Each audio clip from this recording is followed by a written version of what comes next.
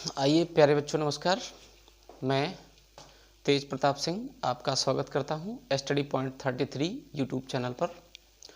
जैसा कि पिछले वीडियो में आपने लिमिट से रिलेटेड कुछ प्रॉब्लम्स को हल किया है, कुछ डेफिनेशंस पढ़ी थी और अब हम उसको आगे बढ़ाते हैं। तो लिमिट में अब जैसा कि बताया गया था कि किसी फंक्शन की लिमिट कैसे ज्ञात करते हैं, उसमें कुछ हमने चर्चा की थी। अच्छा, इसके बाद में अब कुछ ऐसे फंक्शन होंगे जिसमें आप उस फंक्शन की लिमिट को सीधा सीधा ज्ञात नहीं कर सकते हैं, और जब सीधे सीधे ज्ञात नहीं कर पाएंगे तो उसका फिर क्या रास्ता होगा, उसी पे आज हम चर्चा करने वाले हैं। तो फिर अब आता है आपका left hand and right hand limits. Left hand and right hand limit. Right hand limit, तो इसमें सबसे पहले आपका है राइट हैंड लिमिट, और इसको हम RHL से रिप्रेजेंट शॉर्टकट में लिख देते हैं, मतलब right hand limit.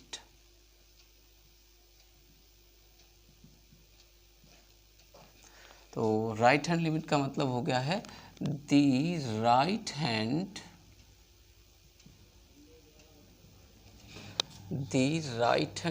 limit of a function f(x) at a point x equal to a is defined as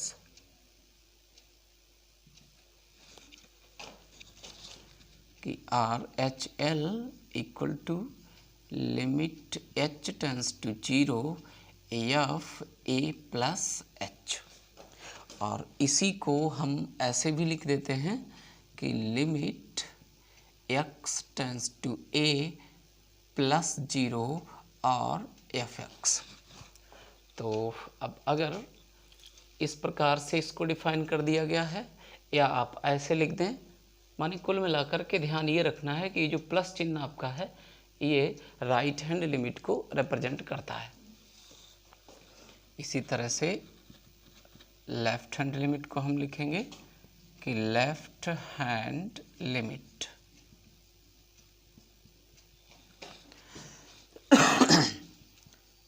the left hand limit of a function f(x) at a point x equal to a is defined as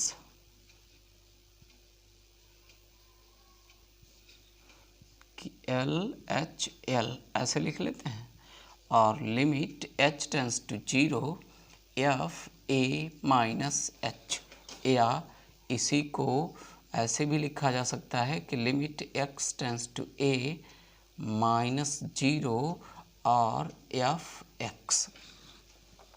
तो ये limit ज्ञात करने के लिए आपके फार्मूले हो गए हैं, और ध्यान ये रखना है अगर किसी फंक्शन की लिमिट एग्जिस्ट है तो ये राइट हैंड लिमिट और लेफ्ट हैंड लिमिट आपकी एग्जिस्ट होंगी, मतलब दोनों बराबर भी होंगी, एग्जिस्ट होने के साथ साथ इक्वल होंगी, तभी आप कह सकते हैं किसी फंक्शन की लिमिट एग्जिस्ट है, अन्यथा डज नॉट एग्जिस्ट हो जाएगी। कि इसमें से अगर लेफ्ट हैंड लिमिट और राइट हैंड लिमिट आपकी एग्जिस्ट तो हैं, माने एक इसका फिक्स वैल्यू तो आ रहा है, इसका भी एक फिक्स वैल्यू आ रहा है, लेकिन दोनों अलग अलग हैं। यदि ऐसा है कि अलग अलग हैं तो इस फंक्शन f(x) की लिमिट जो है वो आप एग्जिस्ट नहीं कह सकते हैं, यानी कि डज नॉट एग्जिस्ट होगी। तो चलिए देखते हैं कुछ एग्जाम्पल्स।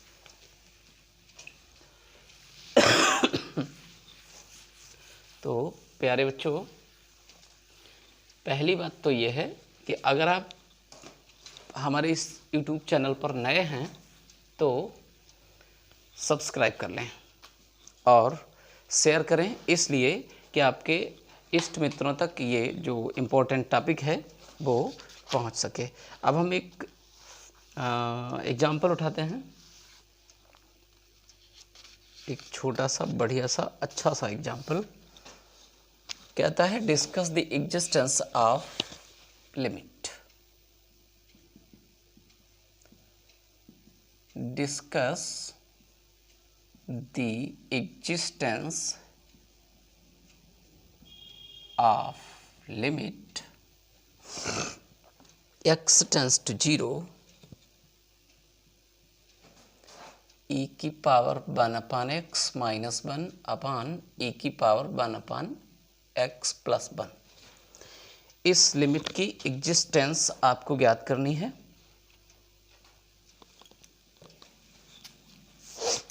तो चलिए देखते हैं।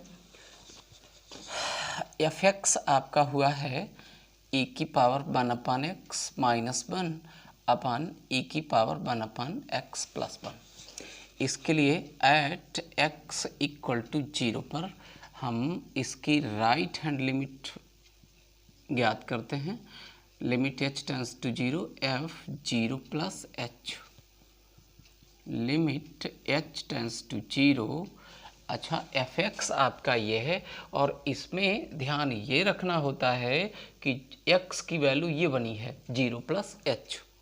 अगर x इक्वल टू 0 की बजाय कोई a पॉइंट होता, 1 होता, 2 होता, तो हम यहाँ पर लिख देते 1 प्लस h या 2 प्लस h या a प्लस h। तो कुल मिलाकर के जो x इक्वल में दिया जाएगा, जिस पॉइंट पे आप इसकी लिमिट ज्ञात कर रहे हैं, वही आपका a होता है। तो अब इसमें वैल्यू रखेंगे, मीन्स 1 अपान एच माइनस 1 अपान ई की पावर 1 अपान एच प्लस 1। तो प्यारे बच्चों, अगर इसमें हम डायरेक्ट लिमिट लगा दें तो ई की पावर इनफाइनाइट माइनस 1 इनफाइनाइट और ई की power infinite plus 1 infinite, means infinite upon infinite form आपको मिल जाएगी। तो जो कि अनडिफाइंड है, इनडिटर्मिनेट फॉर्म है। उससे बचने के लिए क्या करते हैं कि लिमिट h टेंस टू 0, इसके न्यूमरेटर में से e की पावर 1 बाई h को हम कॉमन कर देंगे, तो 1 माइनस e की पावर माइनस 1 बाई h हो जाएगा और अपान e की पावर 1 बाई h यहाँ से भी कॉमन निकालेंगे, 1 प्लस e की पावर माइनस 1 बाई h हो जाएगा और ये फैक्टर आपका कैंसिल आउट। अब जो बचा हुआ है इसको थोड़ा सा आगे बढ़ाते हैं और 1 माइनस ई की पावर माइनस 1 अपान एच अपान 1 प्लस ई की पावर माइनस 1 अपान एच। अब इसमें लिमिट को सब्स्टिट्यूट कर दीजिए, तो ये बचेगा 1 माइनस ई की पावर माइनस इन्फाइनाइट अपान 1 प्लस ई की पावर माइनस इन्फाइनाइट और इसकी वैल्यू हो गई है 0 अपान 1 प्लस 0, मतलब ई की पावर माइनस इन्फाइनाइट की वैल्यू 0 होती है।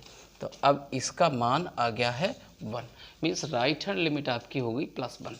अब इसकी लेफ्ट हैंड लिमिट निकालते हैं कि L H L equal to limit h tends to 0 f 0 minus h, ये फार्मूला हो गया इसका।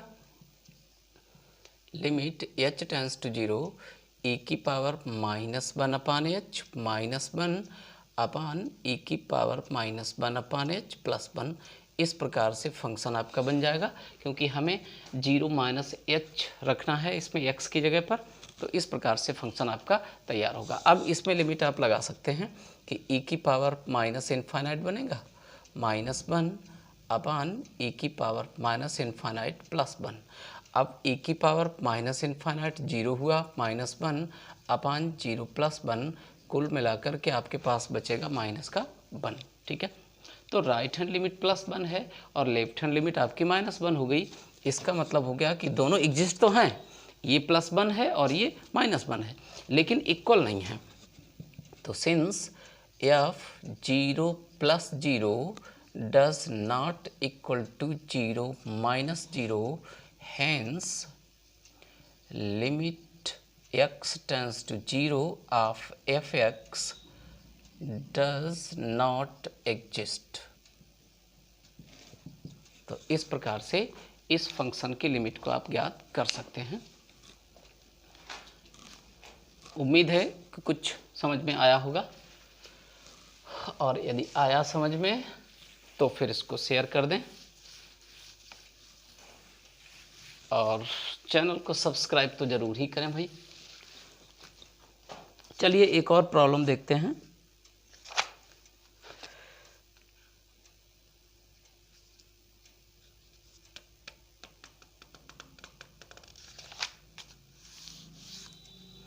जैसे आपसे ये कहा गया कि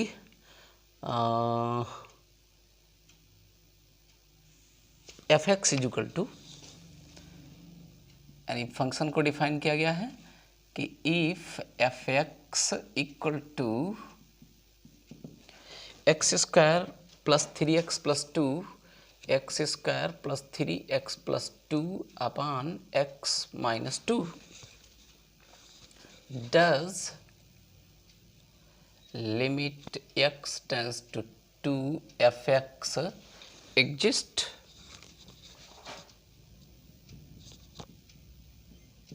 मतलब क्या इसकी लिमिट एग्जिस्ट है? चलो चेक करते हैं कि इसकी लिमिट एग्जिस्ट है या नहीं है। इसका सलूशन देखें जरा।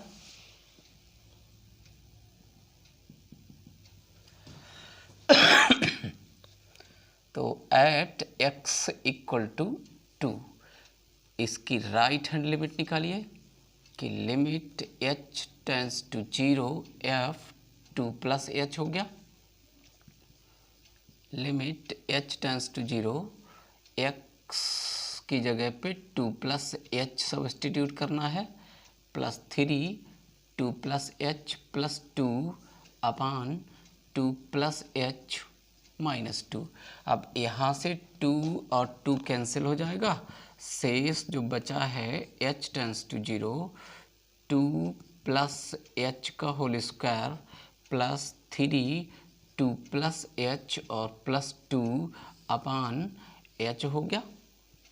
अब इसमें आप लिमिट को सब्स्टिट्यूट कर सकते हैं कि 2 प्लस 0 का whole square plus 3 into 2 plus 0 plus 2 upon 0, माने ऊपर आपका बचने वाला है 4 प्लस 6 और प्लस 2, यानी कि 12 अपान 0 अर्थात इनफाइनाइट। ये हो गई right hand limit. Left hand limit देखें कि L H L limit h tends to 0 f 2 minus h। अब आपको x की जगह पे सब्स्टिट्यूट करना है 2 माइनस h, मतलब 2 माइनस h का whole square plus 3 2 minus h और plus 2 upon 2 minus h minus 2। 2 फिर यहाँ से कैंसिल होगा। Limit h tends to 0 2 minus h का whole square plus 3 2 minus h plus 2 और अपान माइनस h। तो ये हुआ, माइनस चिन्ह हम इसका बाहर निकाल लेते हैं और इसमें लिमिट लगा दीजिए 2 माइनस 0 का whole square plus 3 2 minus 0 plus 2 और अपान 0। क्या बचने वाला है कि माइनस फिर से हो गया 4 plus 3 2 6 plus 2 upon 0, means minus 12 अपान 0, अर्थात ये हो गया है माइनस का इनफाइनाइट। तो इसकी लिमिट एग्जिस्ट नहीं है क्योंकि right hand limit plus infinite है और left hand limit minus infinite है। कि सिंस आर एच एल को आप ऐसे लिख सकते हैं 0 या 2 plus 0 does not equal to 2 minus 0, hence limit x tends to 2 f x does not exist. तो इस प्रकार से इस फंक्शन की लिमिट को आप ज्ञात कर सकते हैं। चलिए आगे बढ़ते हैं।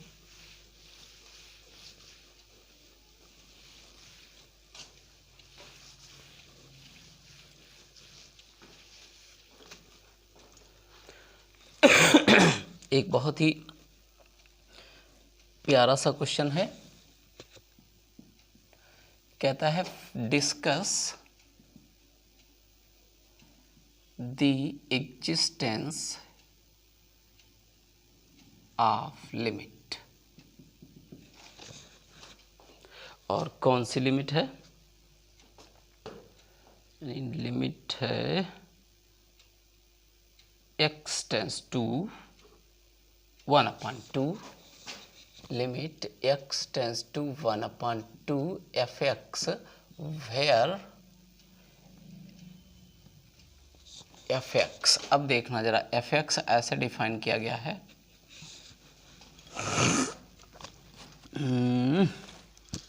x for x greater than equal to 0 less than 1/2 और 0 फॉर x इक्वल टू 1/2 और x minus 1 for x greater then 1/2 और लेस देन इक्वल टू 1। तो इसमें आपको x इक्वल टू 1/2 पर इसकी लिमिट का जो एग्जिस्टेंस वैल्यू है वो ज्ञात करनी है, या ये बताना है, समझ लीजिएगा कि x इक्वल टू 1/2 पर इस फंक्शन की लिमिट एग्जिस्ट होगी या नहीं होगी, ये बात आपको कंफर्म करनी है, माने ये चीज़ दिखानी है। चलिए देखते हैं। तो एट x इक्वल टू 1/2 इसके लिए हम दोनों लिमिट्स निकालेंगे। राइट हैंड लिमिट, तो लिमिट h टेंस टू 0 और f 1/2 प्लस h। अब देखना जरा गौर से कि h टेंस टू 0, x की वैल्यू हो गई है 1/2 प्लस h, अर्थात x ग्रेटर देन 1/2 हो गया। और जब ग्रेटर देन 1/2 है तो फंक्शन आपका डिफाइन है x माइनस 1 से, और x की जगह पे आपको रखना है 1/2 प्लस h और माइनस 1। ठीक है, लिमिट लगा दीजिए डायरेक्टली। 1/2 प्लस 0 माइनस 1, इसको सॉल्व करेंगे तो माइनस का 1/2 आया। Left hand limit, limit h tends to 0 f 1/2 minus h और लिमिट h टेंस टू 0। अब x की वैल्यू हो गई है 1/2 minus h means less than 1/2, तो यहाँ से मिलेगा 1/2 माइनस h हो गया, क्योंकि x की वैल्यू आपको ये वाली रखनी होती है। तो इसमें जब आप लिमिट लगाएंगे 1/2 माइनस 0 अर्थात प्लस का 1/2 हो गया। तो लेफ्ट हैंड लिमिट 1/2 और राइट हैंड लिमिट माइनस 1/2, ये हो गया f 1/2 plus 0 does not equal to f 1/2 minus 0, hence limit of fx x tends to 1/2 does not exist. इस फंक्शन की लिमिट एग्जिस्ट नहीं होगी।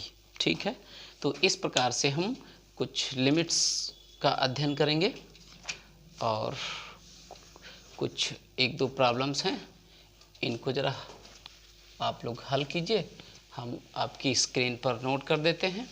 और अगर कोई प्रॉब्लम आती है तो आप हमें कमेंट बॉक्स में कमेंट करके बता सकते हैं, अपनी समस्या को रख सकते हैं और उस प्रॉब्लम को हम सॉल्व करेंगे इसी यूट्यूब चैनल के माध्यम से।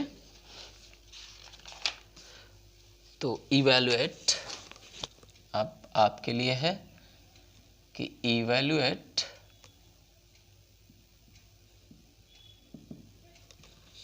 लिमिट x टेंस टू 1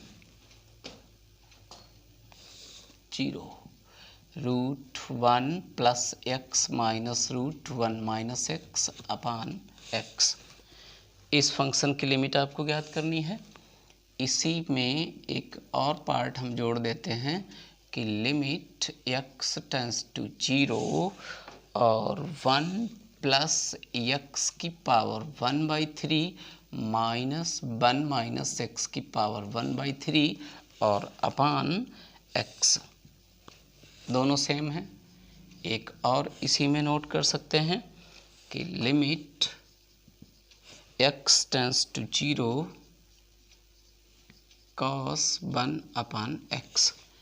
अब अगर ज़रूरी समझें तो cos 1/x यानी cos इसका एक्सपेंशन कर सकते हैं और फिर उसके बाद में लिमिट लगा सकते हैं, तो आपको इसकी लिमिट मिल जाएगी।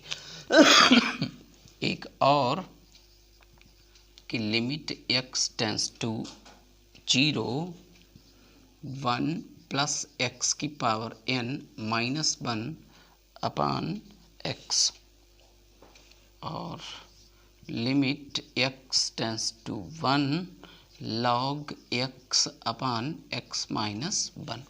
तो ये लिमिट्स की जो एग्जिस्टेंस वैल्यू है वो आपको ज्ञात करनी है, यानी एग्जिस्ट वैल्यू ज्ञात करनी है, अर्थात इसकी लिमिट का एग्जिस्टेंस आपको चेक करना है। तो उम्मीद है कि ये प्रॉब्लम आपसे सॉल्व हो जाएगी, और यदि इसको सॉल्व करने में कोई प्रॉब्लम आती है तो आप हमें कमेंट बॉक्स में कमेंट करके बता सकते हैं। हम आपकी प्रॉब्लम का रिक्वायर्ड सॉल्यूशन देंगे। चलिए अब बात करते हैं इसको थोड़ा आगे बढ़ाते हुए कंटिन्यूटी पर। कंटिन्यूटी, जैसा कि अभी आपने देखा किसी फंक्शन की जो लिमिट है वो एग्जिस्ट कब कहलाती है, जब उस फंक्शन की लेफ्ट हैंड लिमिट और राइट हैंड लिमिट दोनों आपस में बराबर हों। ठीक है, एग्जिस्ट हों और दोनों बराबर हों, सेम हों, तब आप कह सकते हैं किसी फंक्शन की लिमिट एग्जिस्ट होगी। यदि ऐसा हुआ कि किसी फंक्शन की लेफ्ट हैंड लिमिट और राइट हैंड लिमिट एग्जिस्ट हैं, बराबर हैं, और ये किसके बराबर हैं, फंक्शनल वैल्यू के बराबर हैं, तब आप कहेंगे कि कोई फंक्शन आपका कंटिन्यूअस है। ठीक है, तो पहले तो हम इस कंटिन्यूटी की डेफिनेशन लिखते हैं।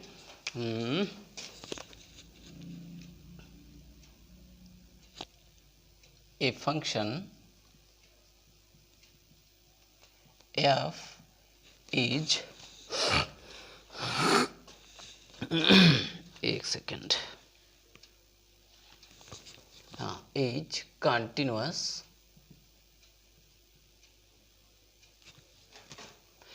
a function f is continuous at a point at the point x equal to a। अच्छा, ये किसी पॉइंट a पर कोई फंक्शन आपका कंटिन्यूअस होगा if f is satisfies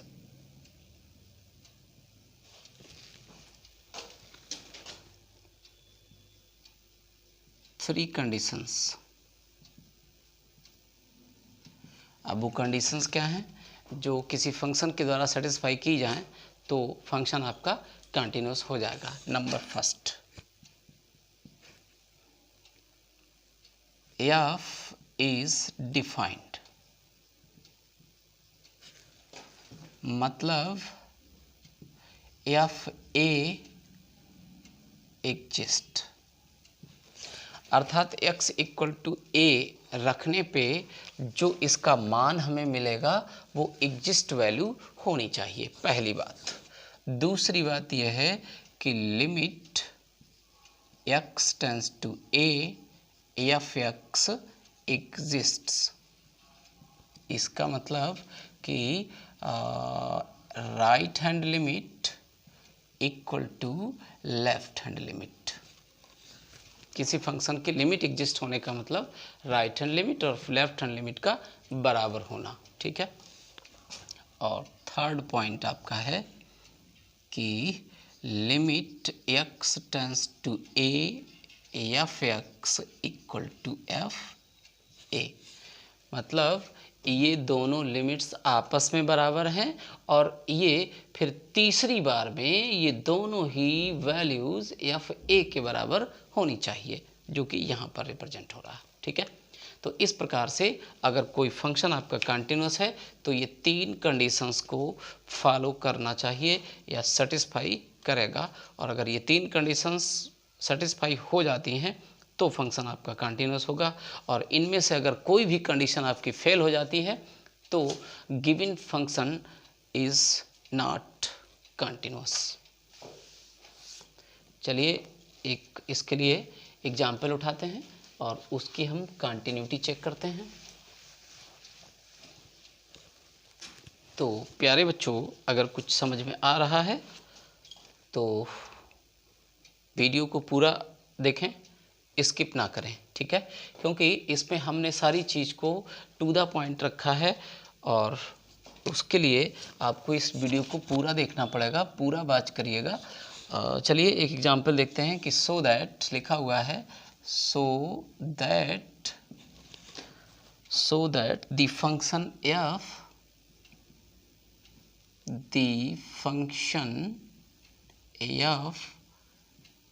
defined by fx equal to x sin 1 upon x for x does not equal to 0 or 0 for x equal to 0 is continuous at x equal to 0 is continuous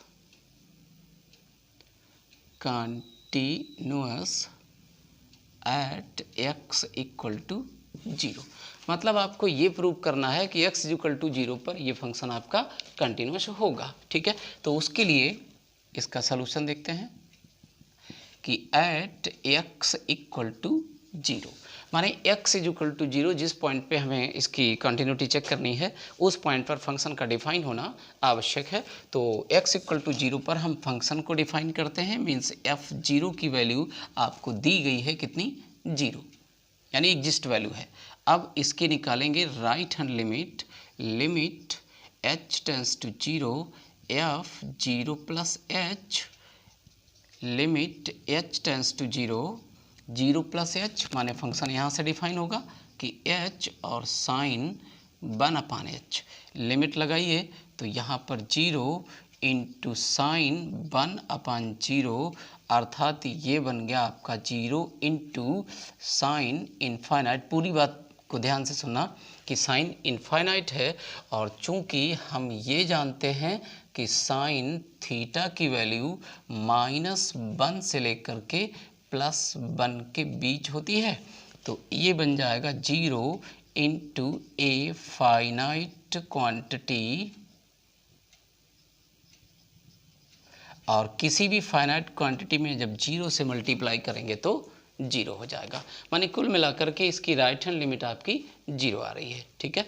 चलिए अब इसकी दूसरी limit ज्ञात करते हैं, left hand limit. तो limit h tends to 0 f0 minus h, ये हुआ लिमिट h टेंस टू 0, और अब यहाँ पर x की जगह पे 0 माइनस h हो जाएगा, मीन्स माइनस h और साइन -1 अपान h, अर्थात लिमिट h टेंस टू 0, फिर से आपके पास आ गया h इंटू 1 अपान साइन 1 अपान h, इसमें लिमिट लगाएंगे 0 इंटू साइन इनफाइनाइट, और फिर से ये एक फाइनाइट क्वांटिटी इंटू 0 आएगा, और जब फाइनाइट क्वांटिटी इंटू 0 आएगा तो कुल मिला करके 0 हो गया। अब देखिए ज़रा कि जो फंक्शनल वैल्यू है 0 है, राइट हैंड लिमिट 0 है, लेफ्ट हैंड लिमिट 0 है, ठीक है। तो अब यहाँ से कह सकते हैं कि since f0 plus 0 equal to f0 minus 0 equal to f0, hence fx is continuous at x equal to 0, यानी कि x इक्वल टू 0 पर ये फंक्शन आपका कंटिन्यूस होगा। बस इतना ही आपको दिखाना था, ठीक है। चलिए आगे बढ़ते हैं।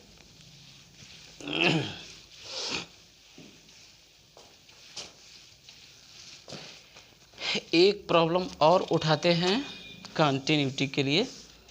तो अब हमारे पास एक फंक्शन इस प्रकार से डिफाइन किया गया है और इसको चेक करना है कि ये कंटिन्यूस है या नहीं है, यानी कहा गया है डिस्कस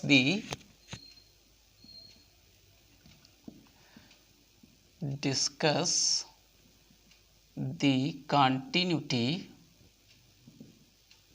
of एफ एक्स, और एफ एक्स आपका ये इस प्रकार से डिफाइन किया गया है कि 1x greater than minus infinite और लेस देन 0, फिर 1 प्लस साइन एक्स, और x की वैल्यू है 0 to π/2, और फिर दे रखा है कि 2 प्लस एक्स माइनस π/2 का होल स्क्वायर, और x आपका है ग्रेटर देन इक्वल टू π/2 और लेस देन इनफाइनाइट।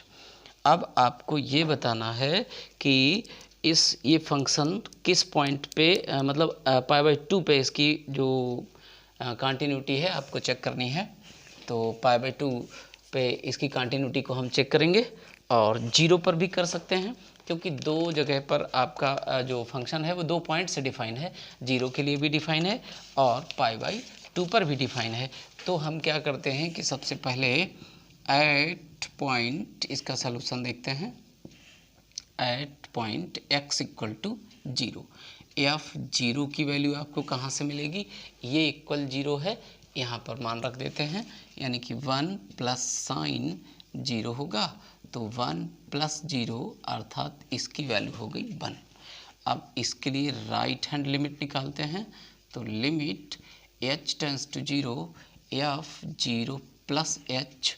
अब 0 प्लस एच का मतलब हुआ कि ग्रेटर देन 0 है, तो ग्रेटर देन 0 भी यहीं से मिलने वाला है, यानी कि 1 प्लस साइन 0 प्लस एच मतलब h, और अब इसमें भी आप लिमिट लगा दीजिए, तो ये बन जाएगा 1 प्लस साइन 0 अर्थात इसकी राइट हैंड लिमिट 1 हो गई। अब यहाँ पर लेफ्ट हैंड लिमिट निकाल लें, तो limit h tends to 0 f 0 minus h रख दीजिएगा, h टेंस टू 0 और 0 minus h means less than 0 हो गया, तो फंक्शन की वैल्यू 1 है, ये कांस्टेंट वैल्यू हो गई। अब देखो जरा कि सिंस एफ 0 प्लस 0 मतलब right hand limit equal to functional value f 0 equal to left hand limit 0 minus 0, तो hence f x is continuous at x equal to 0। तो x इक्वल टू 0 पर फंक्शन आपका कंटिन्यूस हो गया। अब हम इसको चेक करेंगे π/2 पर। नंबर सेकंड डाल देते हैं कि at x equal to π/2, f π/2 की वैल्यू ज्ञात करनी पड़ेगी, ये फंक्शनल वैल्यू कहलाती है। x इक्वल टू π/2 यहाँ पर है, तो यहाँ पर फंक्शन इस मान से डिफाइन है, तो इसमें आपको रखना है x equal to π/2 means 2 plus π/2 minus π/2 का होल स्क्वायर। अब यहाँ से आपके पास बचने वाला है 2। इसके लिए राइट हैंड लिमिट ज्ञात कर लें, limit h tends to 0 f π/2 plus h। अब देखो ज़रा ध्यान से कि फंक्शन आपका π/2 प्लस h के लिए कहाँ पर डिफाइन है, यानी ग्रेटर देन π/2, यहाँ पर है ग्रेटर देन π/2, इसी से डिफाइन होगा। इसमें रख दीजिए x की जगह पर π/2 प्लस h, तो ये बनेगा 2 प्लस π/2 प्लस h और माइनस π/2 का होल स्क्वायर, और यहाँ से जो बचने वाला है उसको लिख लेते हैं कि 2 प्लस h स्क्वायर, क्योंकि π/2 से π/2 कैंसिल हो जाएगा, h स्क्वायर बचेगा। और अब इसमें लिमिट लगाएंगे तो 2 प्लस 0 मतलब इसकी राइट हैंड लिमिट 2 हो गई। अब हम इसकी लेफ्ट हैंड लिमिट की बात करें, LHL यानी कि लिमिट h टेंस टू 0 और f π/2 माइनस h, और limit h tends to 0 π/2 less than π/2 से फंक्शन यहाँ पर डिफाइन है, means 1 plus sine π/2 minus h हो गया, और इसमें हुआ limit h tends to 0 1 plus और साइन π/2 माइनस थीटा वाला फार्मूला लगा दीजिए, तो ये बन जाएगा cos h। अब इसमें लिमिट लगाएंगे तो ये बना 1 प्लस कॉस 0 अर्थात 1 प्लस 1 इज इक्वल टू 2। अब इसके लिए भी since f pi by 2 plus 0 equal to f pi by 2 और equal to f pi by 2 minus 0, hence f x is continuous at x equal to pi by 2। तो function आपका x equal to 0 पर भी continuous है और x equal to pi by 2 पर भी continuous है। तो इस प्रकार से जो भी पॉइंट्स आपको दिए गए थे, 2 पॉइंट यानी कि 0 और पाई बाई 2, तो दोनों पॉइंट्स पे कंटिन्यूअस हो गया। तो इस प्रकार से किसी भी फंक्शन की कंटिन्यूटी आप चेक कर सकते हैं। उम्मीद है कि कुछ बात समझ में आ रही होगी। और अब इस प्रकार से हम चाहेंगे कि 2 एग्जाम्पल आप भी हल करें, और अगर उनमें कोई प्रॉब्लम आती है तो आप कमेंट बॉक्स के द्वारा हमसे पूछ सकते हैं, और इसका जवाब भी हम आपको यूट्यूब चैनल के माध्यम से ही देने वाले हैं। तो ज़रा इस प्रॉब्लम को सॉल्व कीजिए, और अगर इसमें कोई दिक्कत आती है तो हमें आप बताइए। फंक्शन आपके पास डिफाइन है कि एफ एक्स इक्वल टू लिख देते हैं discuss the continuity of f x where f x equal to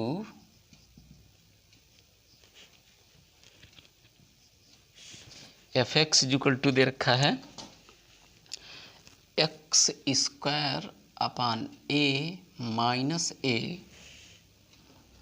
और for x less than a. इसके बाद में 0 है for x equal to a, और a minus a square upon x है for x greater than a. तो at x equal to a पर इसकी आपको कंटिन्यूटी चेक करनी है।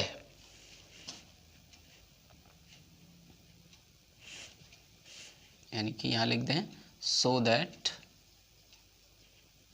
F is continuous at x equal to a. एक और लिख लेते हैं। अब इसमें आपसे ये कहा गया कि फंक्शन आपका कंटिन्यूअस है। Determine the values of A B C, यानी कि 3 वैल्यूज़ हैं, और इसमें से आपको थोड़ा सा ध्यान रखना पड़ेगा। कह रहा है कि determine the values of A B and C for which the function f(x) equal to sin a plus 1 x और प्लस sin x, और ये है फॉर x लेस देन 0। इसके बाद में C for x equal to 0 और x plus B x square और इसकी पावर हाफ माइनस x की पावर हाफ और अपान बी एक्स की power 3/2 for x greater than 0 is continuous at x equal to 0। मतलब इस क्वेश्चन में आपको पहले से ही पता है कि ये जो फंक्शन है x इक्वल टू 0 पर कंटिन्यूअस है, तो आपको a, b और c जो इसमें कांस्टेंट यूज किए गए हैं इनकी वैल्यूज़ आपको ज्ञात करनी है। तो प्यारे बच्चों, इस प्रकार से कंटिन्यूटी की कुछ प्रॉब्लम्स हो गई हैं, कंटिन्यूटी की डेफिनेशन हो गई है, और अब हम चाहेंगे कि तब तक इतना आप अध्ययन कीजिए और उसके बाद फिर हम लेकर आएंगे इस कंटिन्यूटी के आगे की कुछ प्रॉब्लम्स और फिर कंटिन्यूटी के आगे आपका होगा डिफरेंशियबिलिटी। ठीक है, यानी डिफरेंशियबिलिटी ऑफ गिवन फंक्शन। तो किसी पॉइंट पर डिफरेंशियबिलिटी ज्ञात करनी है। अभी तो आपने दो चीज़ें सीखी हैं, लिमिट और कंटिन्यूटी। अब आएगा इसका अगला टॉपिक आपका डिफरेंशियबिलिटी। तो फिर इसको अगले वीडियो में देखते हैं। तब तक यहाँ तक आप लोग ध्यान रखें, पढ़ें और सीखें, और अगर कुछ प्रॉब्लम आती है तो आप कमेंट बॉक्स के थ्रू हमसे पूछ सकते हैं। Thank you.